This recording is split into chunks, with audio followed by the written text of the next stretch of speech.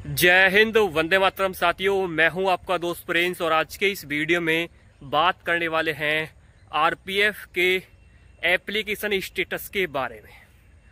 थोड़ा सा दोस्तों सांसें चल रही हैं क्योंकि फिजिकल जस्ट अभी किया है और इसकी वजह से थोड़ा सा आप समझ सकते हैं, तो थोड़ा सा मैनेज कर लेना।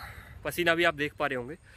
तो एप्लीकेशन स्टेटस के बारे में पूरी जानकारी दूंगा, उससे कोई मतलब नहीं है कि पसीना आ रहा हो या नहीं आ रहा हो, आपको जानकारी पूरी मिलेगी। दोस्तों हो क्या रहा है, कल यानी कि कल कौन सी डेट थी, 30 तारीख, 30 सितंबर को आप सभी के दोस्तों जो है एक नोटिस आया जिसमें बताया गया कि आपके जो एप्लीकेशन स्टेटस हैं वो जारी हो चुके हैं। ओनली एसआई के, सब इंस्पेक्टर के, कांस्टेबल का कोई इसमें नाम निशान नहीं था। साइड में आप देख सकते हैं, मैं इसमें लगा दूंगा जो एक नोटिस जारी हुआ था। बेसिकली इस नोटिस में ना ही कोई आपकी एग्जाम डेट लिखी हुई थी और ना ही कोई एडमिट कार्ड की डेट लिखी हुई थी कि एडमिट कार्ड कब आएगा और एग्जाम कब होगा। तो बहुत सारे बच्चे सबसे पहले यही क्वेश्चन करेंगे, सर एग्जाम कब होगा और एडमिट कार्ड कब तक आएंगे, उसके बारे में बता दीजिए। तो मैं पहले ही क्लियर कर देता हूं कि अभी एडमिट कार्ड को लेकर और एग्जाम डेट को लेकर कोई भी अपडेट आया नहीं है। लेकिन जब स्टेटस जारी हो चुके हैं तो इससे सिर्फ एक बात समझ में आती है कि भाई साहब पहले आपका जो एग्जाम है वो किसका होगा पता है, आरपीएफ का होगा, एएलपी का नहीं होगा। इस बात को आप लिख के ले लेना। क्यों? क्योंकि अगर एएलपी का होता तो एएलपी के एप्लीकेशन स्टेटस जारी होते, लेकिन वो जारी नहीं हुए। क्यों जारी नहीं हुए? क्योंकि एग्जाम पहले आपका आरपीएफ का होना है, इसलिए जारी नहीं किए गए। सिंपल सी बात है, वो आप भी समझ सकते हैं, लॉजिक क्लियर हुआ होगा आपका भी। और दूसरी बात यह है कि भैया अभी तक कांस्टेबल के क्यों जारी नहीं किए गए, एसआई के ही क्यों आए हैं। आप पिछली बार की डेट भी देख लेना, सबसे पहले एग्जाम एसआई का ही चला था, उसके बाद आरपीएफ कांस्टेबल का शुरू हुआ था। तो ये ऐसा कर सकते हैं, पहले एसआई का खत्म कर दें जिन्होंने एसआई के लिए फिलअप किया, क्योंकि बहुत सारे बच्चे ऐसे होते हैं जो कांस्टेबल और एसआई दोनों का फिलअप कर देते हैं। तो दोनों एग्जाम तो एक साथ दे नहीं सकते, इसलिए क्या पता एसआई का एग्जाम पहले ले लें, कांस्टेबल का बाद में करा दें। तो अब दोस्तों एसआई का तो आ चुका है, कांस्टेबल का भी आपको 1 या 2 दिनों के अंदर या 1 वीक के अंदर स्टेटस देखने को मिल जाएगा। ये तो रही दोस्तों कांस्टेबल और एसआई के स्टेटस की बात। अब बारी आती है भैया कि एग्जाम और एडमिट कार्ड के बारे में, कि डेट बता दो, हमें तो डेट से मतलब है बस। तो देखो डेट अभी जो आई नहीं है, तो ऐसा बताना तो एक मूर्खपंती होगी। लेकिन फिर भी दोस्तों कोई एक्यूरेट डेट तो हमारे पास है नहीं, लेकिन फिर भी मैं आप सभी को एक आइडिया दे दूं कि अगर आपके स्टेटस जारी हो चुके हैं तो पिछली बार स्टेटस जारी होने के बाद लगभग दोस्तों 1.5 महीने में एग्जाम करा लिया गया था। 1.5 महीने या दोस्तों 2 महीने के आसपास एग्जाम करा लिया गया था, जितना मुझे पता है 2018 के अंदर। तो इस बार आप 1.5 महीने लगा कर चलेंगे तो आपका एग्जाम दोस्तों ये अक्टूबर तो खत्म हो जाएगा 1 महीने में, ठीक है, क्योंकि 1 महीने मान लो कल ही दोस्तों आप सभी के स्टेट जारी हुए हैं। उसके बाद अगला महीना नवंबर का मान लो, 20 दिन उसमें कर लो। तो मेरे हिसाब से नवंबर के लास्ट तक दोस्तों आपका एग्जाम बिल्कुल हो सकता है। क्योंकि एक दोस्तों न्यूज मैंने आप सभी को बताई थी कि आरपीएफ का एग्जाम नवंबर दिसंबर में होगा, ये उसमें लिखा हुआ था। लेकिन उसमें भी ये लिखा हुआ था कि नवंबर दिसंबर में हो सकता है।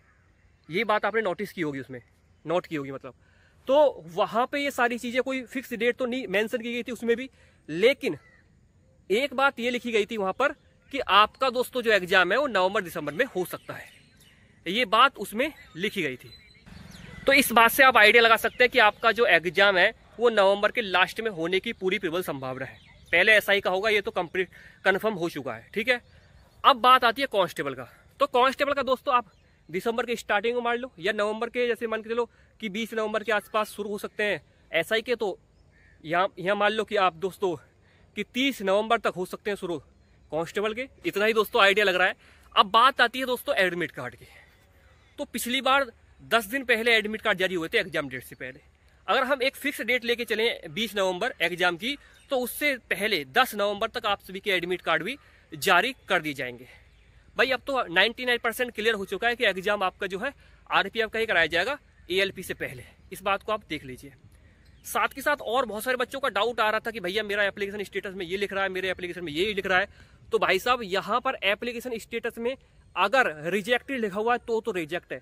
अगर आप सभी का अप्रूव लिखा हुआ है या दोस्तों एक्सेप्टेड लिखा हुआ है तो फिर कोई दिक्कत नहीं है, फिर दोस्तों आपका ठीक है। लेकिन रिजेक्टेड नहीं लिखा होना चाहिए, बस रेड कलर में, उससे दिक्कत आ सकती है।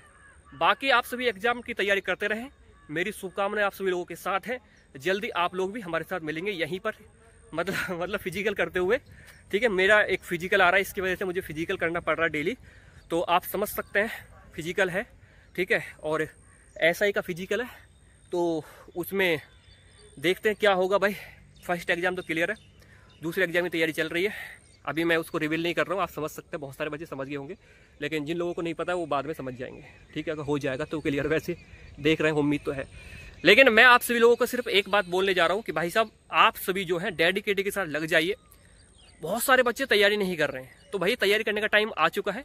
एप्लीकेशन स्टेटस का मतलब यही है कि जल्द ही आप सभी के एडमिट कार्ड भी जारी हो जाएंगे। ठीक है, तो बस आप सभी जो जितने भी साथी हैं वो तैयारी में लग जाएं। भाई साहब, ज़्यादा टाइम नहीं मिलने वाला है, मैं लिख के देता हूँ आप सभी को। मुश्किल से मुश्किल 1.5 महीने में आपका एग्जाम ले लेंगे ये, बस। तो तैयारी कब करोगे दोस्त, कर लो, अभी भी टाइम है। ये माता पिता की आंखें बूढ़ी हो रही हैं, इनको मत धोखा दो, इनको मत तरसाओ, ये आप समझ सकते हैं मेरे भाई। ठीक है, तो बस आज की इस वीडियो में इतना ही। मिलेंगे दोस्तों ऐसी मोटिवेशन के साथ एक और वीडियो में। तब तक आप दोस्तों अपना ध्यान रखें, एग्जाम की तैयारी करें, और थोड़ा ऐसी चीज़ों से दूर रहें जो आपको इरिटेट कर रही हैं। मोटिवेशन तो खा दे रही हैं, इरिटेट आगे कर रही हैं।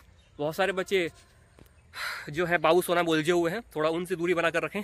1-1.5 महीने के लिए उनसे थोड़ा सा अलग हो जाएं, क्योंकि ये आप लोगों के लिए फ़ायदेमंद है। क्योंकि अगर वो आपके साथ हैं, मतलब जो सामने वाला आपका साथी है, अगर वो आपके साथ है तो हमेशा रहेगा। अगर उसको आपके साथ देना नहीं है, चाहे वो कितनी भी आप उससे झगड़ा कर लो, कुछ भी कर लो, वो आपका साथ देगा ही नहीं कभी भी। समझ रहे हो? जो साथ देने वाले होता है ना, उसको समझाओ एक बार, वो बस समझ जाता है। लेकिन जिसको खाक मतलब ही नहीं है, उसको कितना भी बोल लो, वो बस अपनी चलाएगा। उसको जाना है तो वो जाकर रहेगा। तो प्लीज़ कम से कम 1.5-2 महीने के लिए इनसे दूरी बनाकर रखें। और 1.5-2 महीने में आप एग्जाम क्लियर कर लेंगे ना, तो बहुत ज़्यादा उसको भी खुशी होगी, अगर वो सच्चा प्यार होगा तो। नहीं तो खाक भी खुशी नहीं होगी। क्योंकि ये जानकारी मैं आपको क्यों दे रहा हूँ, ये टॉपिक मैंने क्यों जोड़ा, क्योंकि बहुत सारे बच्चे इससे उलझे हुए हैं। मेरे पास बहुत सारे मैसेज आते हैं। ठीक है, तो प्लीज़ आप सभी लोग समझ जाइए भाई इस बात को। जो आपका सच्चा साथी होगा वो आपको कभी छोड़ के नहीं जाएगा। लेकिन जिसको सिर्फ टाइम पास करना होगा ना, तो वो ना आज आपके साथ है और ना जॉब लगने के बाद। उसको हमेशा नया चाहिए और उसको नया ही मिलता रहेगा। बाद में आकर उसको जब दिक्कत होगी ना कि उसने क्या छोड़ा है, तब उसको पछतावा होगा। तो कृपया करके आप अपने फोकस करिए पढ़ाई में। उसको मतलब होगा आपसे, उसका अगर सच्चा प्यार होगा तो टिकेगा, 1000 बार टिकेगा। नहीं होगा तो रुकने के बाद भी नहीं रुकेगा। डायलॉग बन गया, बस इतना ही है आज की इस वीडियो में। थैंक यू, जय हिंद, वंदे मातरम।